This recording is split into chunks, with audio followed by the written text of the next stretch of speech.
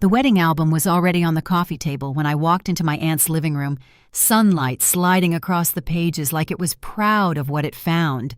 My brother's grin took up the center spread, and the woman at his side wore the dress we'd all been waiting to see, the kind you whisper about at brunch. My fingers went numb while I clutched a wrapped crystal frame, and I heard my aunt say my name as if she were apologizing for something she didn't do. I set the gift down, and the bow came loose on its own. That was when I felt the envelope in my purse, the one with my name in calligraphy, and a tomorrow circled on the calendar in my kitchen. And that was also when I knew tomorrow had already come and gone without me. Before I go any further, tell me where you're listening from in the comments and tap like and subscribe if you've ever had to stand your ground when family made you feel small. I grew up in a town where summers smelled like cut grass and charcoal, where neighbors waved from porches, and the loudest sound most evenings came from kids racing bikes down a hill. My parents believed in presentation in tidy flower beds and straight A's in Sunday service, where everyone knew which pew held the Donovans. I was the quiet one who made charts and saved allowance, the child who wrote thank you notes and ironed a blouse the night before picture day, and for a long time I thought good behavior earned a place at the table. Adam arrived with a laugh that turned heads and a talent for asking forgiveness with a smile. We were close when we were little, sharing popcorn on the couch and building forts from quilts, but as we grew, the house learned the shape of favorites, and I adapted by making myself useful. I studied hard, landed internships, and built a career that paid well enough to help with things that went unspoken. The roof repair after a windstorm, the overdue tax bill on the old lake place where our grandparents had taught us to skip stones and count lightning between thunder. When checks needed writing, my name slid onto the line. When credit was given, it drifted toward the people in family photos who stood closest to the center. By 34, I ran strategy meetings and pitched national campaigns, the kind of work that borrowed my weekends and sent me to airports at dawn. I loved the problem-solving, the clean arc of plan to result, maybe because it let me believe that effort yielded fairness.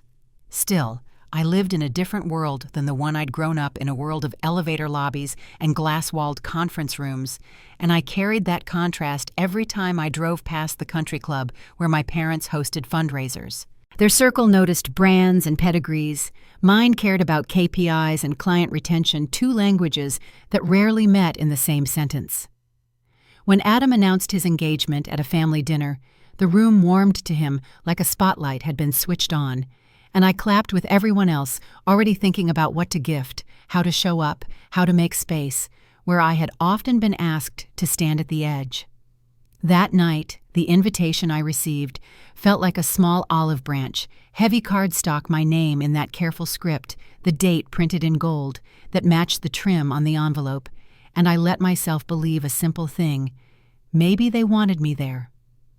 A month later, I took the crystal frame from a little shop on Main Street and asked them to wrap it in silver paper.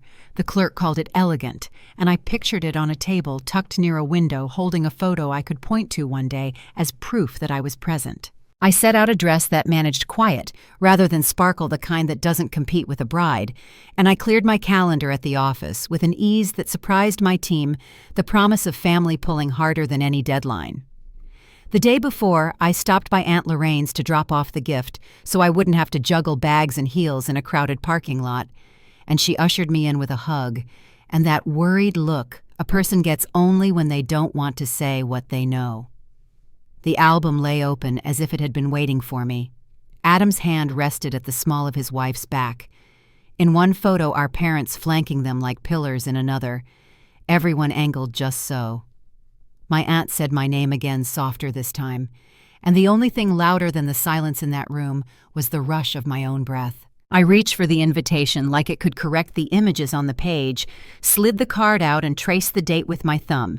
And for a second, I considered every reasonable explanation: some mix-up at the printer, an accidental mailing list, a text I'd missed, but Lorraine shook her head before I asked the question that would make us both smaller.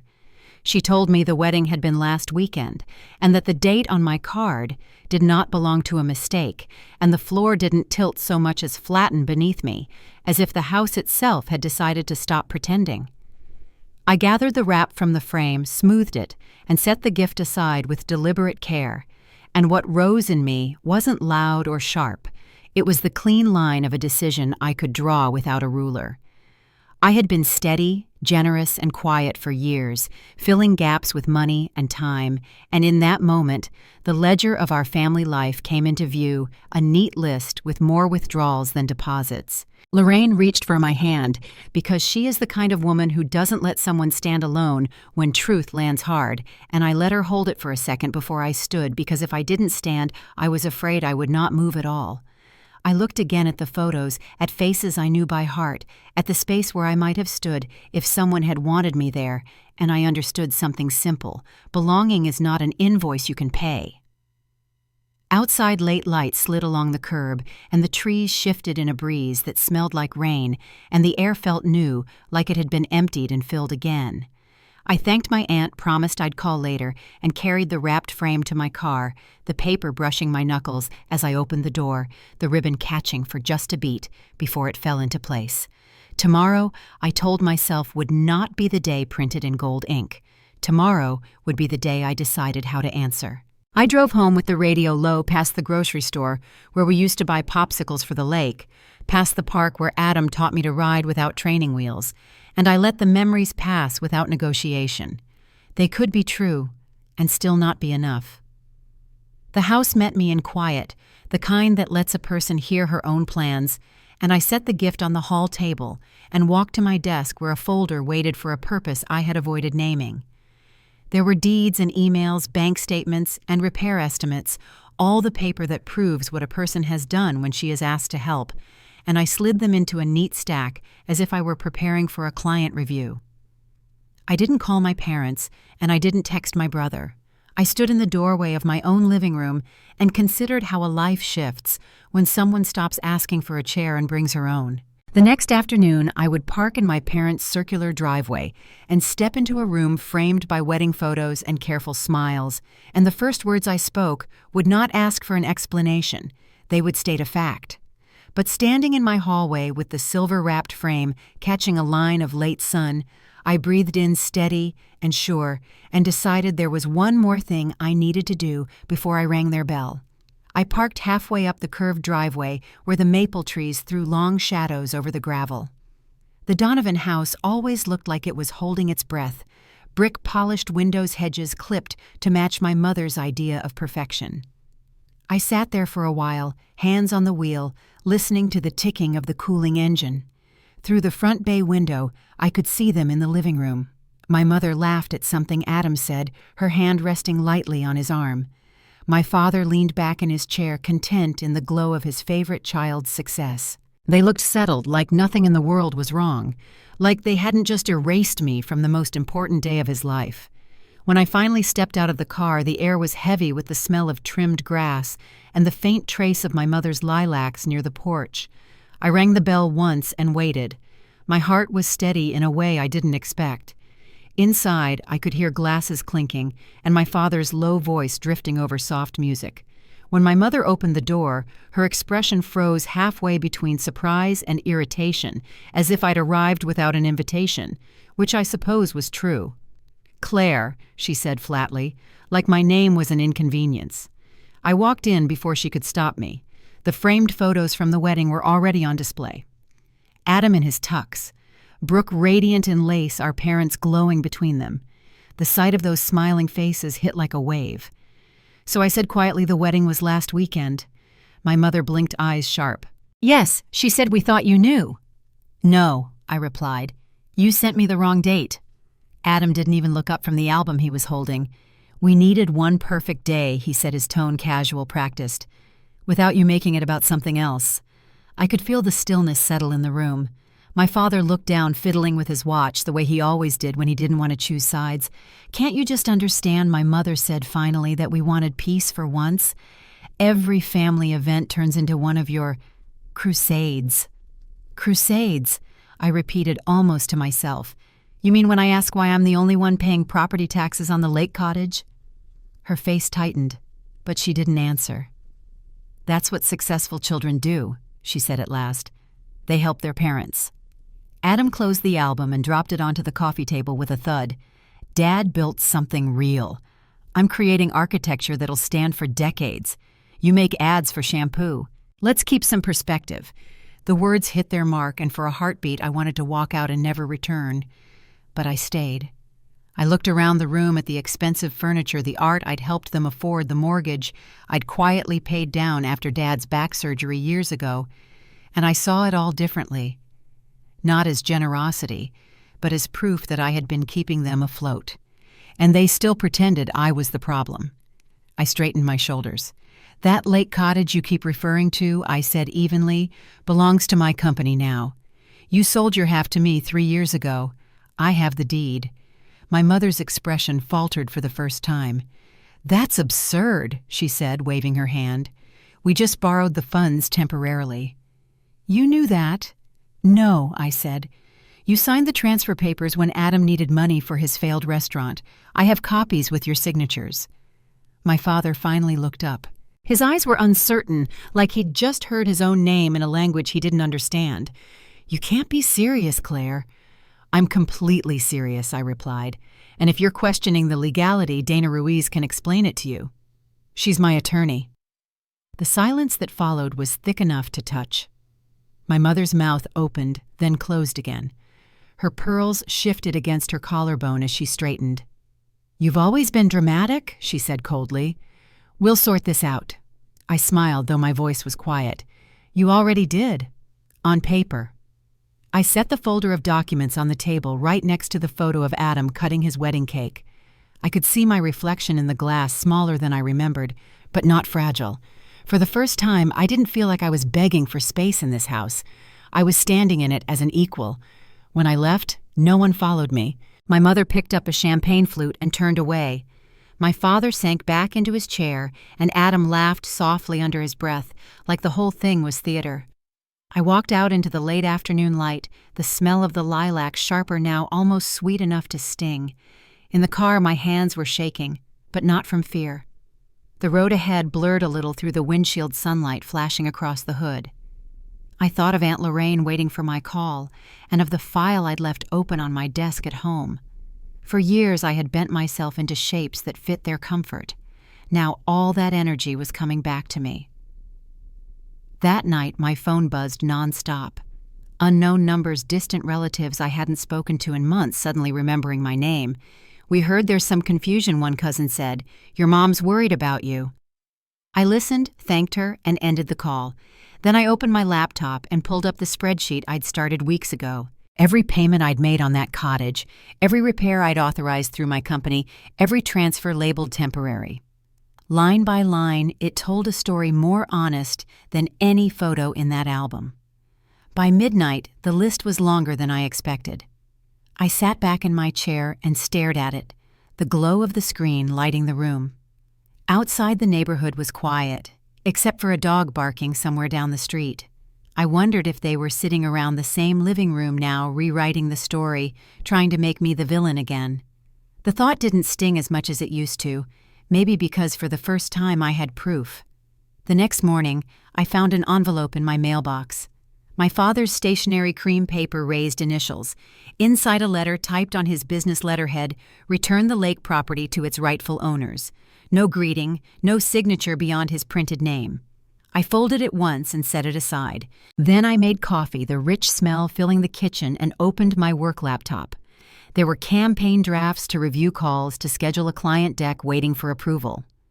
Life continued steady and reliable the way it always had when I focused on what I could build myself. That afternoon, a knock came at my office door. When I looked up, Aunt Lorraine stood there holding a paper bag from the deli down the street. Thought you might forget to eat, she said softly. She set the sandwich on my desk and smiled the kind that always reached her eyes. I'm proud of you, Claire.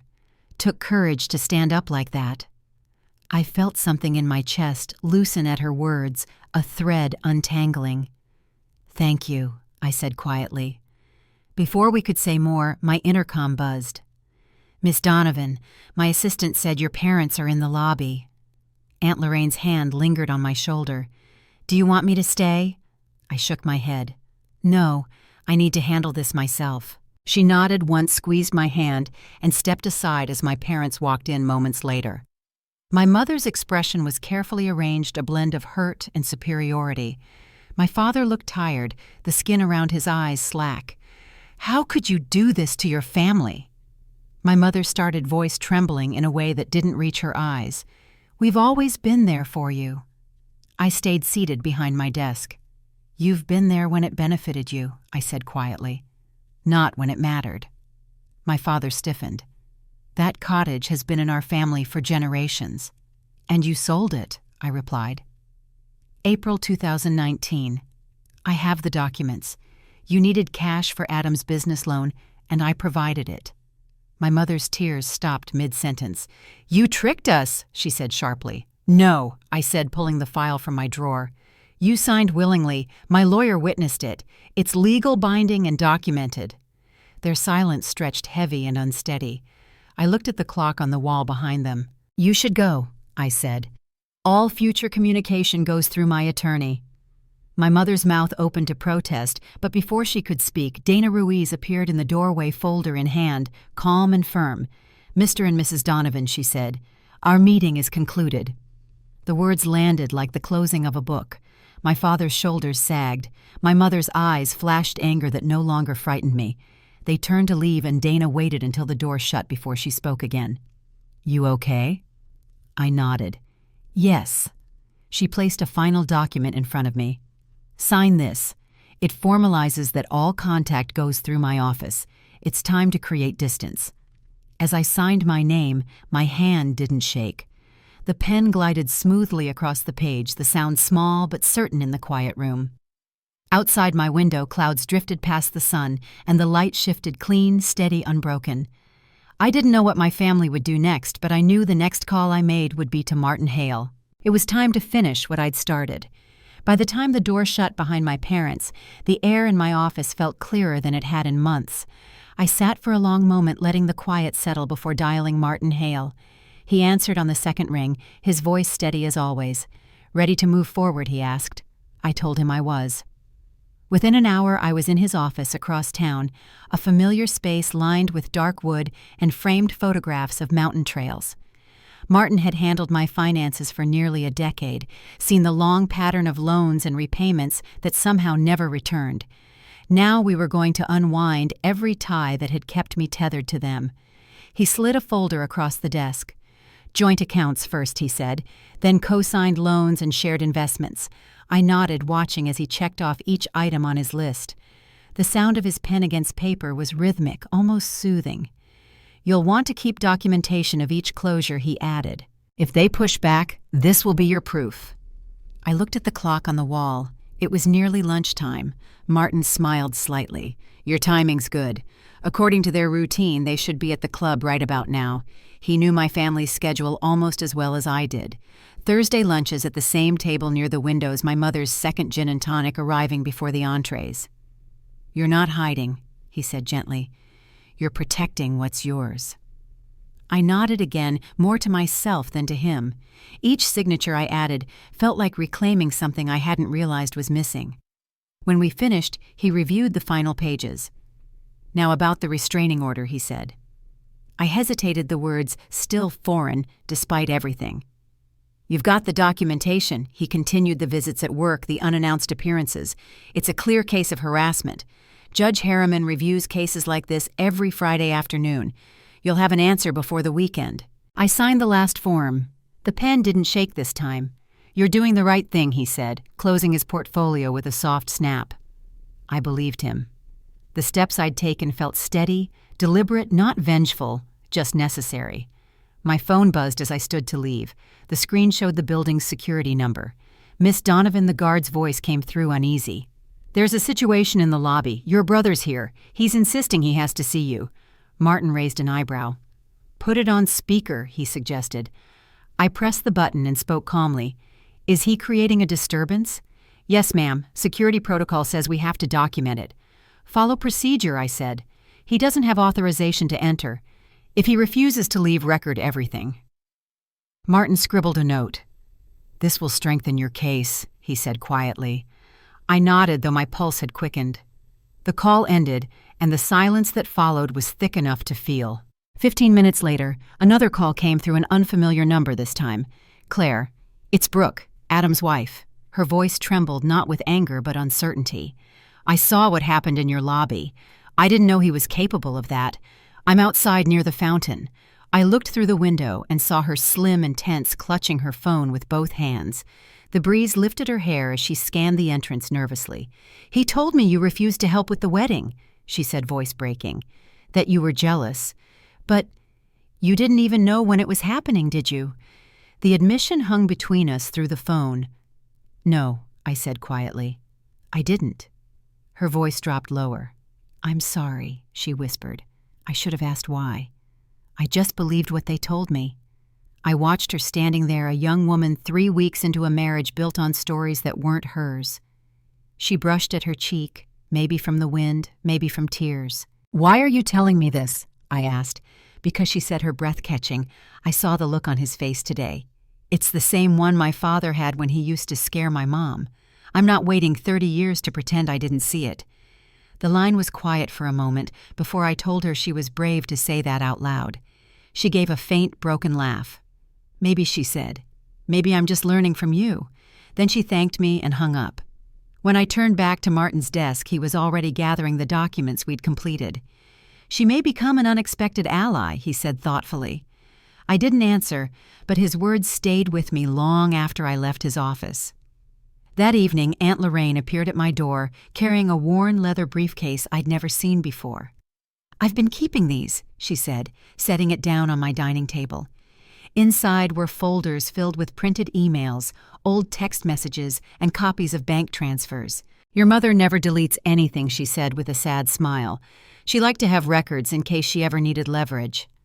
I opened the first folder. Each page revealed something I had suspected but never confirmed.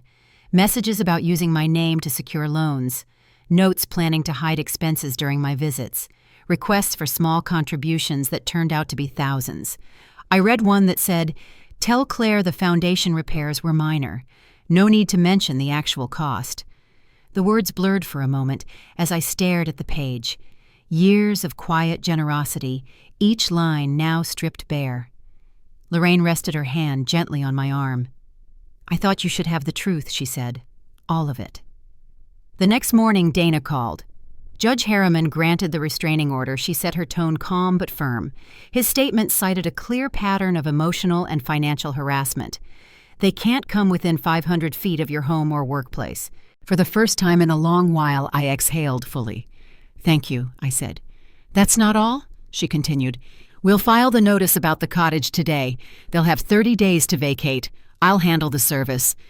After the call, I sat in my kitchen watching sunlight spread across the countertop. The space felt unfamiliar in its stillness. No phone ringing, no expectations, no sudden crises to fix, just quiet. By late afternoon, Lorraine called again. "Word's getting around," she said. "Your cousin Carol canceled bridge with your mom, said she couldn't look her in the eye." I didn't reply right away. "It's starting," she added softly. "People are realizing what really happened." One by one, the stories began to unravel. My uncle stopped inviting my parents to the family rotation for holidays. My grandmother's old friends declined their dinner invitations. It was subtle, but I could feel the ripples spreading outward. Meanwhile, Adam's perfect world started to fracture. Brooke moved back to her parents' house for a while. Rumors circled that his job was in jeopardy, that the projects he'd been bragging about were collapsing under unpaid debts. I didn't celebrate any of it. I simply noted it like marking a date on a calendar, acknowledging it happened, then moving on. A week later, Dana called again. "The eviction notice has been delivered," she said. "They have until the end of the month. And Claire," she added gently, "they won't be able to contest it. The paperwork is airtight." After hanging up, I walked to my desk and pulled out the embossed letterhead from my holding company. I ran a finger over the gold-printed name proof of the business I had built when I was still trying to impress them. Now it represented something entirely different: independence. That evening, I sat on the porch of my townhouse as the sun dipped low, the cicadas starting their slow rhythm in the trees. My phone buzzed again, a new message from an unknown number. It was short. "You'll regret this. No name, but I didn't need one. I turned off the screen and set it face down beside me. The night air felt cooler than it had in weeks. Somewhere in the distance, church bells chimed the hour steady and calm. For the first time in years, I didn't flinch at the sound. Tomorrow would bring new confrontations, maybe new attempts to pull me back into their chaos.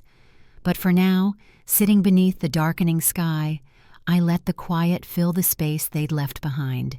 It wasn't loneliness anymore. It was the sound of a door finally closing. The following Wednesday, the morning sunlight filled the lobby of my office building, glinting across the polished floor. I'd walked through those doors hundreds of times, but that day felt different. The security guards, Stan and Miguel, shared a quiet look as they saw who entered behind me. My parents were there, flanking Rev. Paul Whitaker, the family pastor who had baptized Adam and delivered every holiday sermon my mother adored. His Bible was tucked neatly under one arm, his expression fixed somewhere between sympathy and persuasion. "Claire," he said with a practiced gentleness as I approached, extending his hand, "your parents thought it might help to have someone neutral present for this conversation." His voice carried that soft authority used for hospital rooms and funerals. I didn't take his hand. "There's nothing neutral about someone who shared our Christmas table for 20 years, Reverend." My mother's coat was buttoned wrong, her hair less polished than usual. She looked smaller somehow, but the tone she used hadn't changed. "We've been praying about this situation," she said, "about your behavior lately." I almost smiled at that, how she always made concern sound like correction. "My behavior?" I asked. My father's eyes darted toward the pastor, seeking help. "The cottage has been in our family for generations," he said quietly. "Your grandfather built it with his own hands." Pastor Whitaker stepped closer, his voice low and reassuring.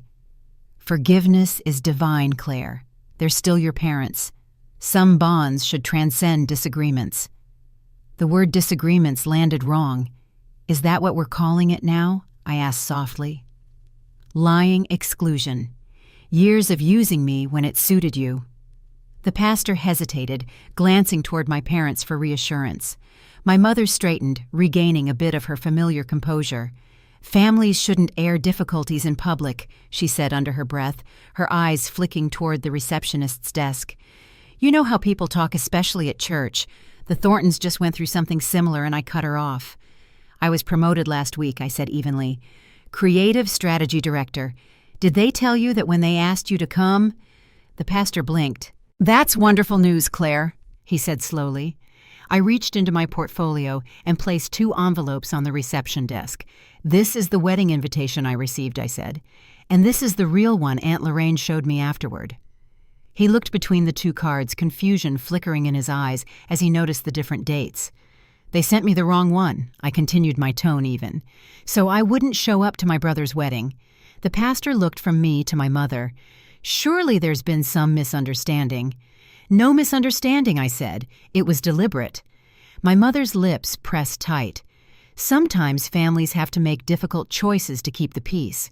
I met her gaze. "You mean your peace?" The pastor opened his mouth to interject again, but I spoke before he could. "Did they tell you about the lake cottage, Reverend? That I've been making the payments for 8 years while they told everyone it was still theirs? Or that they've asked for money every time Adam started a new venture?" My father flinched slightly, his voice low. "After all we've sacrificed for you, Claire." I turned toward him fully. "Name one thing you've sacrificed for me that wasn't for Adam." Silence filled the lobby, the kind that makes people walking by slow their pace. Even the receptionist glanced up from her desk, unsure if she should step away. My mother folded her arms and looked toward the exit, her jaw tight. I reached into my bag and handed my father a manila envelope. "These are the family photos I kept, the ones where you cropped me halfway out or had me standing at the edge. I'm done pretending those memories meant more to you than they did to me." He took the envelope automatically, his fingers trembling as he gripped it. I could see the confusion in his eyes, the helplessness of someone who'd coasted on silence too long. "I'm releasing myself," I said quietly. "You don't have to pretend I matter, and I don't have to keep proving that I do." My mother's composure cracked for the first time. "You can't just stop being family," she said, her voice rising, "after everything we've done for you." "You already said that," I interrupted, "and you still haven't given an example."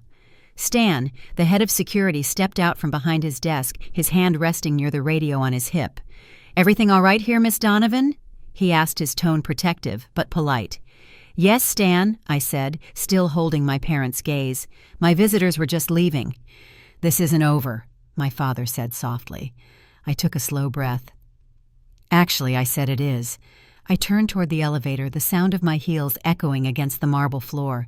I didn't look back as the doors slid shut, sealing the distance that had always existed but never been acknowledged. When I stepped out onto my floor, the hum of normal office life greeted me, phones ringing, keyboards, tapping laughter drifting from the break room. The world hadn't changed, but I had. I set my bag down on my desk and looked out at the skyline beyond the glass windows. The city felt wide and open again, like a space I could finally breathe in. That evening I stayed late at work finishing a presentation for a new client. The rhythm of it steadied me, the clarity of deadlines, the predictability of results. At 7 I shut off my computer and gathered my things. As I passed through the lobby again, Stan gave me a small nod. "Good night, Miss Donovan," he said quietly. "Good night, Stan." Outside the air was cool, carrying the faint scent of rain. The streetlights flickered on one by one as I walked to my car. My phone buzzed with the new voicemail, but I didn't check it. For once, I didn't need to. 2 weeks later, Aunt Lorraine called with an update I hadn't asked for. "Adam lost his job," she said softly. "Brooke moved back in with her parents for a bit. Things are unraveling." I listened without speaking. The wind rustled through the trees outside my kitchen window, their branches brushing against the glass. "Claire," she added, "you don't have to feel guilty. This was always coming." I thanked her for calling. When we hung up, I made tea and stood at the counter watching the steam rise in soft curls. The phone buzzed again, a text from an unknown number. "Please talk to us." I deleted it without reading further. The next morning, another letter arrived at my office, the same cream-colored stationery with my father's handwriting in perfect block letters. I placed it on my desk beside my coffee, but didn't open it. The envelope stayed there all afternoon, a small reminder of how far I'd come. I left it unopened when I locked up for the day. That choice, I realized, was mine now, and it was enough. As I stepped outside, the last streaks of sunset faded behind the buildings. The evening air carried a kind of stillness I hadn't known before. Whatever storm might come next, I would meet it standing upright, no longer waiting for permission to live my own life. The morning after that letter arrived, I drove downtown early, the city still half asleep. The air felt sharp and clean, the kind of morning where every sound carries the distant hum of traffic, the click of my heels on the marble floor. I stopped by Martin Hale's office first. He was already there, coffee steaming beside a stack of papers. "Everything's ready," he said, adjusting his glasses. "Accounts, co-signed loans, property divisions. You'll just need to review and sign." I took a seat across from him. He slid each folder forward one by one. "Once this is done," he continued, "they won't have access to anything tied to you. Every joint account closed, every authorization revoked." The steady scratch of his pen against the checklist filled the quiet. "You've been more patient than most people would have been," he said finally. "Time to finish it." It took nearly an hour to sign through all the documents. My hand ached by the end, but the feeling that came with each signature was steady, almost cleansing. When we finished, Martin gathered the folders into a neat stack and looked up. "You've reclaimed your name," he said simply. As I left his office, my phone buzzed. The caller ID showed building security. A familiar voice came over the line. "Miss Donovan." "There's a situation downstairs." I paused mid-step. "Your brother's here again. He's refusing to leave the lobby." My first instinct was to go down there to stop the scene before it grew worse, but I caught myself. "Please follow standard protocol," I said calmly. "If he refuses to leave, file the report and record the interaction." "Yes, ma'am," the guard said. "We'll handle it." I hung up and stood there for a moment, the elevator doors reflecting my face back at me. I didn't look angry or shaken, just tired and resolute. 10 minutes later, my phone rang again. A new number. I hesitated, then answered. "Claire, it's Brooke." Her voice trembled. "I saw what happened. The way he acted in your lobby." I turned toward the window, the skyline catching sunlight beyond the glass. "Are you all right?" I asked quietly. "I'm fine," she said, though her voice cracked. "He told me you were jealous of him, that you made trouble for no reason." I believed him. I shouldn't have. I didn't respond right away. Outside, I could see people walking to work, their lives moving forward, untouched by the chaos of mine. Brooke drew in a shaky breath. "He's not the person I thought he was." I saw the look in his eyes today. It scared me. "Then listen to that," I said softly. "I just wanted to tell you I'm sorry," she whispered, "for believing them, for not asking questions sooner." There was a long pause before she spoke again. "I don't know what I'm going to do yet, but I needed you to hear that from me." "Thank you," I said. "That means more than you know." After she hung up, I stood at the window for a while longer. The streets below blurred slightly, the day already shifting forward without pause. That afternoon, Aunt Lorraine stopped by my office. She carried a leather briefcase I didn't recognize, its edges worn from years of use. "I've been keeping these," she said as she set it down on my desk. Inside were folders filled with papers, emails, bank statements, even old text messages. "Your mother never deleted anything," she said quietly. "She liked to have leverage." I hesitated before opening the first folder. Each page was another reminder of how long the pattern had been there. Notes about money transfers, repairs on the cottage lists of what to hide before my visits. "Tell Claire the roof cost less. Don't mention the new boat." The words blurred as I read them, but I kept turning pages. Lorraine placed a hand on my arm. "I didn't want to show you until you were ready, but I think you are now." When I finally looked up, she gave a small, tired smile. "You've done what no one else in this family could do. Draw a line."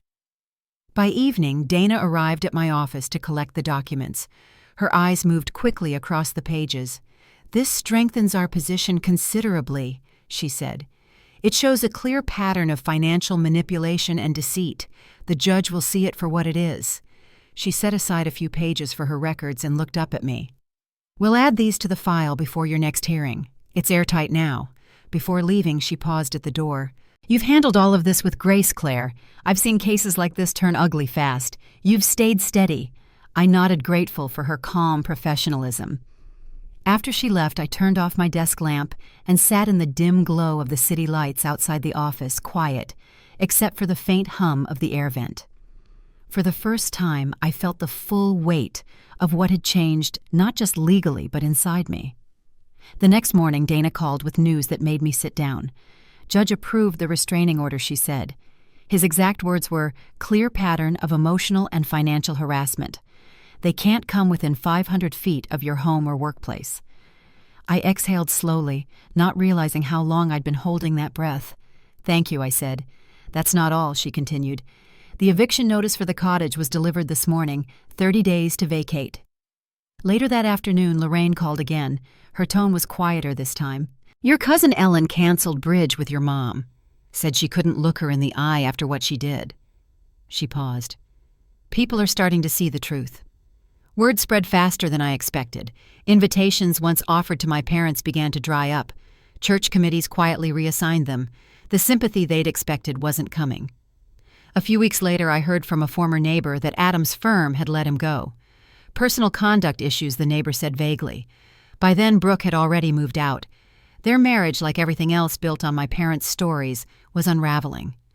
One evening, as I reviewed campaign drafts at my kitchen table, I caught sight of the letter still sitting unopened in my desk drawer, the last one from my father. I'd kept it as proof of how easily guilt could disguise itself as love. But I didn't open it.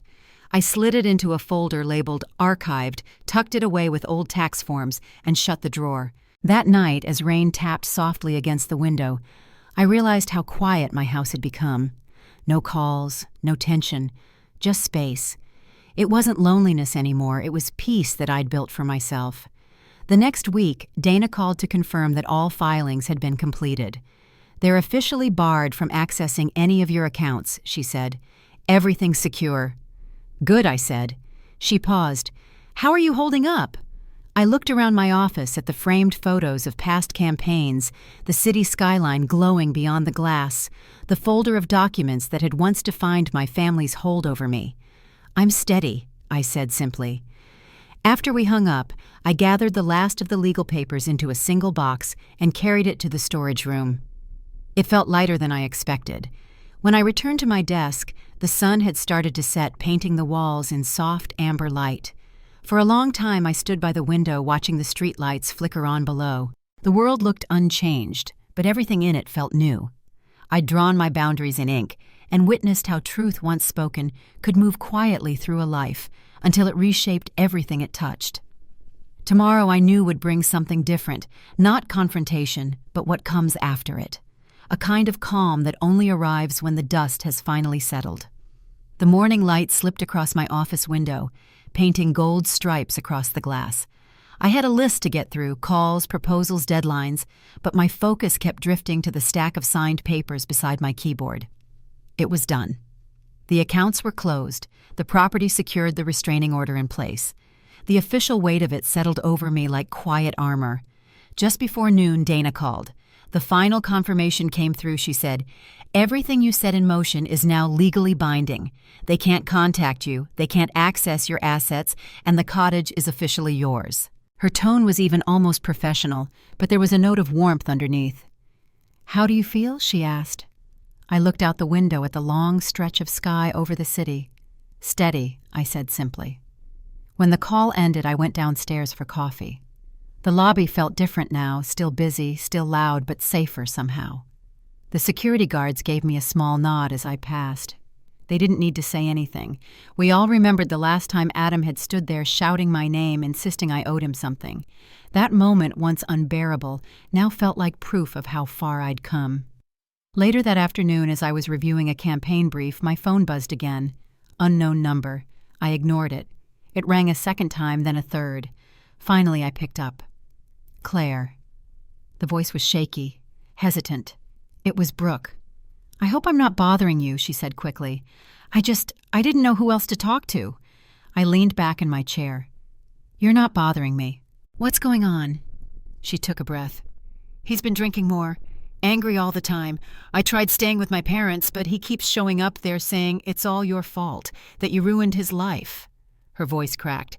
But deep down, I know none of that is true. The honesty in her tone carried something fragile, something real. "You don't have to explain," I said softly. "I just wanted to tell you," she continued. "I filed for a separation today. It's only been a few months, but I can't keep living like this. He needs help, and I can't be the one to fix him." The silence that followed wasn't uncomfortable. It was full of recognition. "That's brave," I said finally. She exhaled shakily. "I hope so. I don't even know where to start." "You already have," I told her. When we hung up, I sat quietly for a while. The city noise filtered faintly through the glass, the hum of traffic, the rhythm of footsteps on the sidewalk below. Somewhere out there, another person had finally broken free from the same story I'd been trapped in for years. That evening I stayed late again, clearing emails and finalizing notes for a client presentation. The office was quiet, except for the low hum of the air vents. Around 7, I gathered my things and headed toward the elevators. Just as the doors began to close, a hand caught the edge. I looked up. It was Aunt Lorraine smiling faintly, a brown folder tucked under her arm. "I thought you'd still be here," she said. "I have something you should see." We walked back to my office, and she set the folder on my desk. Inside were printed emails and scanned letters, more of the correspondence she'd found while sorting through her old computer files. "Your mother sent these to different relatives over the years," she said. "They were careful about what they said out loud, but they wrote more than they realized." I scanned a few of the pages. Mentions of keeping Claire calm, of managing her reactions, of how I'd never understand family loyalty. The pattern was unmistakable, a quiet campaign to make me the problem in every story. Lorraine's eyes softened as she watched me read. "You deserve to know how deep it went," she said. I set the papers down, steadying my hands against the desk. "Thank you," I said, "for everything." "I just hope you'll keep protecting yourself," she said gently. "People like them don't know how to stop taking unless someone makes them." The next morning brought a different kind of message. Dana called with a firm, measured tone. I wanted to let you know the sheriff's office confirmed delivery of the final notice. Your parents have until the 30th to vacate the cottage. After that, it becomes trespassing." I listened in silence for a moment. What happens if they refuse? "They won't," Dana replied. "Not after what the judge wrote in his order. They've run out of leverage." When I hung up, I stared at the framed photo on my desk, the lake at sunset, the water still and glassy. I'd taken it years ago before the fighting over that property began, back when it represented peace instead of burden. Now it could be mine again in every sense that mattered. That weekend, I drove out to the lake for the first time in nearly 2 years. The gravel driveway was overgrown, the gate half-hinged, but the sight of the cottage rising between the trees was still familiar. The roof line caught the late light, the windows reflecting a hint of gold from the setting sun. I parked by the edge of the clearing and sat for a long while before getting out. The air smelled of pine and distant rain. Inside, the rooms felt smaller than I remembered. Dust had settled on the mantel, and a few spider webs stretched across the corners of the ceiling. But beneath it all, the place still felt like home, quiet, solid waiting. I walked from room to room, touching the backs of chairs, the worn edge of the kitchen counter, the frame of the bedroom door that still bore faint pencil marks from childhood summers. I opened the window by the kitchen sink. The breeze came in cool and clean, carrying the faint sound of water lapping against the shore. For the first time in a long time, I felt no trace of guilt for taking up space here. When I locked up and headed back to the car, twilight had deepened into full evening. Fireflies blinked along the path, and the lake shimmered faintly under the rising moon. Before starting the engine, I took one last look at the cottage. It wasn't a symbol of loss anymore. It was proof that I had survived their rewriting of my story. On the drive home, the phone on my passenger seat buzzed once, a message from Dana. "The eviction paperwork has been received. They've signed acknowledgement of the deadline." I let the phone rest face down on the seat and kept driving. The road curved along the water, the headlights catching the mist rising off the surface. By the time I reached the highway, the sky had turned a deep, endless blue. The tension I'd carried for years seemed to ease with every mile. I wasn't driving away from something anymore. I was driving toward the life waiting beyond all of it. When I pulled into my driveway later that night, the house stood quiet, its porch light glowing like a small promise in the dark. Inside, I kicked off my shoes, poured a glass of water, and sat at the kitchen table. The quiet wasn't heavy anymore. It was full of room to breathe. Outside, the night wind rustled the trees. For a long time, I just sat there listening. I didn't know what the next chapter would look like yet, but for the first time in my adult life, it would be one I'd written myself, and that was enough to begin again. A week after visiting the lake cottage, I returned to work feeling lighter than I had in years. The usual rhythm of meetings and deadlines filled my days, but there was a steadiness underneath it all that hadn't existed before.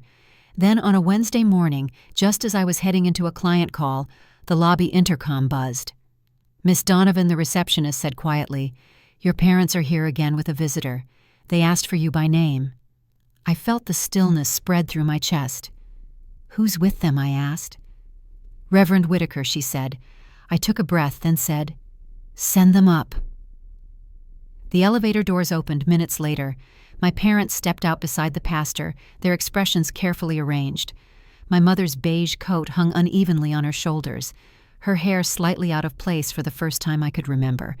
My father looked smaller somehow, his usual air of certainty replaced by something closer to resignation. Reverend Whitaker carried his Bible tucked against his side like a shield. Claire, he greeted me, offering a hand I didn't take. "Your parents have been praying. They believe this meeting might bring some peace." I gestured toward the seating area near the window. "Then let's have a seat." My voice stayed calm, even measured. My mother looked around the office, scanning the polished wood and framed campaign awards as if searching for some weakness to comment on. Instead, she spoke softly. "We've been thinking about the cottage," she began. "Your father can't sleep knowing it might be sold or changed. That place has been in our family for generations." I folded my hands on the desk. "You sold your share to me 3 years ago, Mom. I saved it from foreclosure. You remember that, don't you?" Her eyes flickered, but she pressed on. We were under stress. You knew what we meant. It wasn't a real sale, not in the family sense. It was legal, I said. And final. The pastor leaned forward slightly, his voice soothing. Claire, sometimes paperwork and relationships don't always speak the same language. The spirit of family is... I stopped him gently.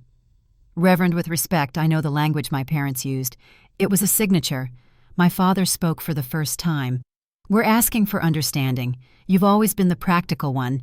Maybe just reconsider how this looks to others. To others, I repeated. Or to you. My mother's voice trembled, then the edge of her composure showing. Do you have any idea what people at church are saying? The Thorntons went through a family lawsuit and everyone's been whispering that we're next? You're embarrassing us, Claire.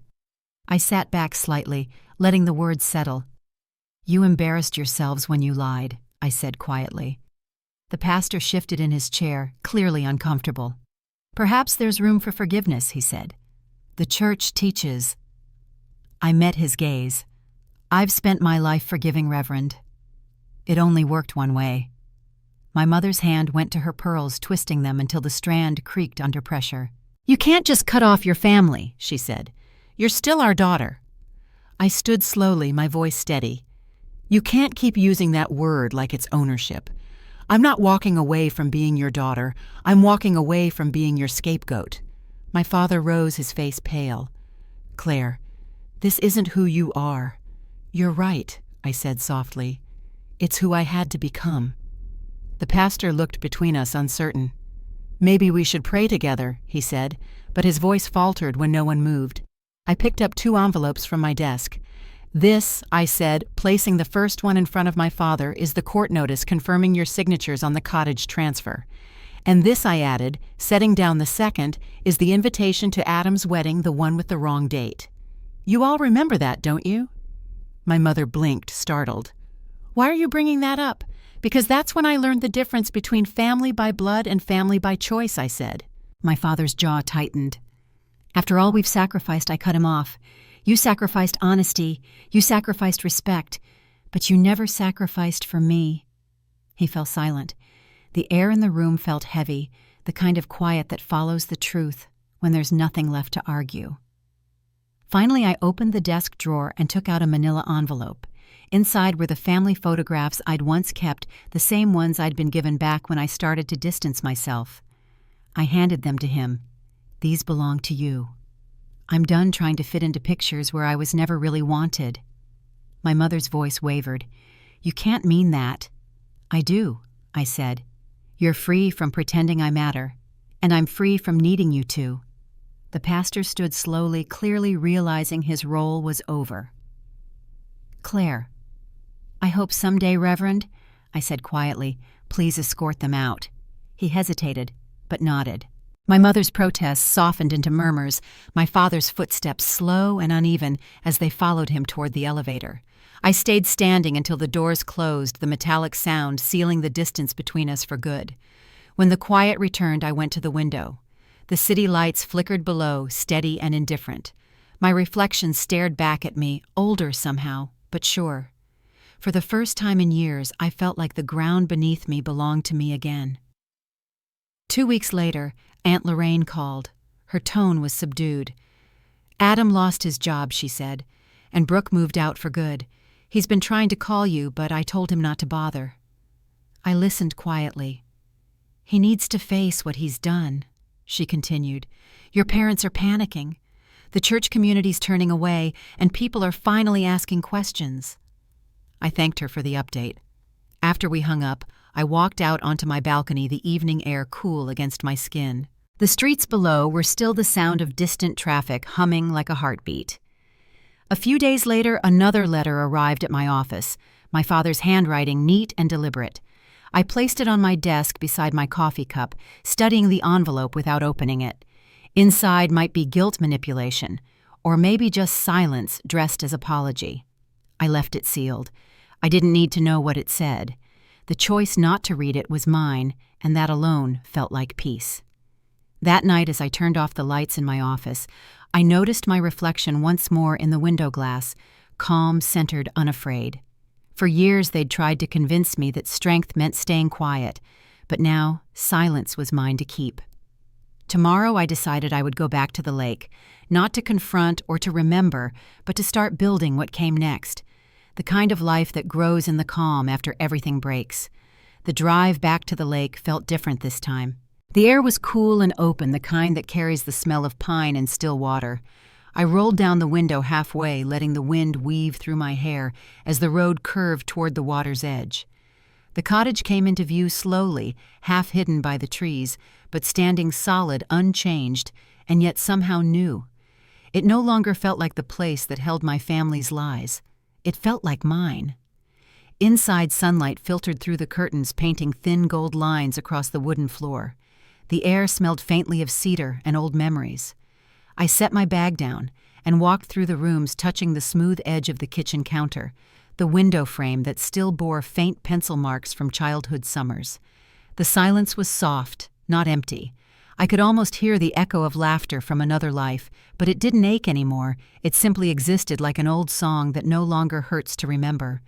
That afternoon, Aunt Lorraine arrived carrying her usual basket of groceries. She handed me a jar of her homemade preserves and smiled. "It feels good to see you here," she said, her voice warm. "Peace suits you." We unpacked groceries together, filling the fridge with small comforts. When we finished, she looked out the window toward the lake. "Your parents won't come here again," she said quietly. "They've started keeping to themselves." I nodded. "It's better that way." We ate dinner on the porch as the sun dipped below the tree line, the light turning everything copper and soft. Lorraine told me about her garden, about how the hydrangeas were finally blooming again. We didn't talk about the past. We didn't need to. When she left later that evening, she hugged me a little longer than usual. "You've done something most people never find the courage to do," she whispered. "You reclaimed your life." After she drove off, I stood by the water for a while. The moon had risen silver and round its reflection rippling across the lake. I thought about everything that had led me here, the long years of trying to be enough, the letters, the court papers, the silence that used to feel like punishment. Now it felt like a clean slate. Weeks passed quietly after that. I split my time between the city and the cottage, building a rhythm that felt my own. Work flourished steady and fulfilling, and the weight of other people's expectations began to fade. Brooke reached out one afternoon with a short message I filed for divorce. "Thank you for helping me see what I couldn't." I sent back only a simple reply. "You didn't need my help, just your courage." A few months later, I started hosting small gatherings at the cottage. Nothing elaborate, just dinners with Aunt Lorraine, Dana, and Martin. We sat by the fire pit with glasses of wine, trading stories that didn't circle back to the past. Dana laughed more easily than I'd ever heard her, and Martin teased her about her serious tone in every email. It was quiet, ordinary, and perfect. One evening, as autumn began to touch the edges of the leaves, a small envelope arrived in my mailbox, my father's handwriting. The paper trembled slightly in my hands as I opened it. The letter was short, no defenses, no demands, just an apology written in careful, uneven lines. "You deserved better than what we gave you," it said. "I hope you find peace, even if it's without us." I read it twice, then folded it neatly and placed it in the wooden box where I kept the others, not to hold on to the pain, but to acknowledge it, to mark the moment when he finally told the truth. Some bridges can't be rebuilt, but sometimes admitting the damage is its own kind of mercy. Now, a year later, the lake has become my sanctuary. The cottage hums with new life, fresh paint, warm light, and shelves filled with photographs I've taken during weekend trips. There are no family portraits here, no reminders of forced smiles, just images of open skies, quiet roads, and the people who stayed. Tonight, as I sit by the window with a cup of tea, the moonlight spills across the floor, silver and still. The house feels full in a way I never expected, filled with calm, with purpose, with the quiet satisfaction of having survived and rebuilt. My life no longer revolves around what I lost, but around what I chose to keep. If there's anything I've learned, it's that peace doesn't always come from reconciliation. Sometimes it comes from letting go of what was never meant to hold you.